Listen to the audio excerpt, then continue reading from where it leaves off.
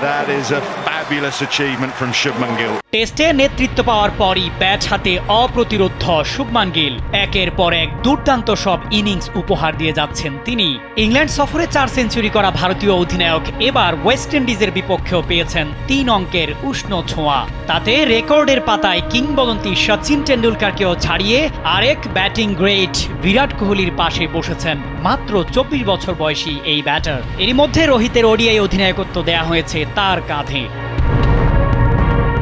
ইংল্যান্ডে টেস্ট অধিনায়কত্বে অভিষেকের পর থেকেই গিলের ব্যাটে সেঞ্চুরির ধারাবাহিকতা। মাত্র 12 ইনিংসে 17 রান 5টা, যা ভারতীয় অধিনায়কদের মধ্যে কোহলির সাথে যৌথভাবে দ্বিতীয় দ্রুততম।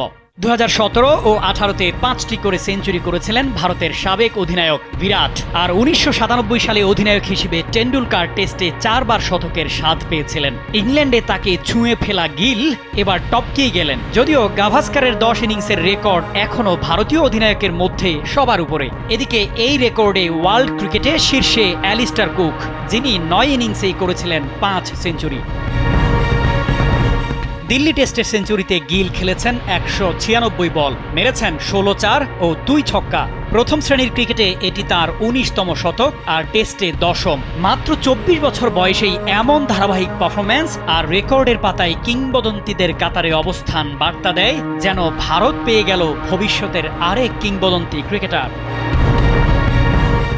শামীম খান, কালবেলা।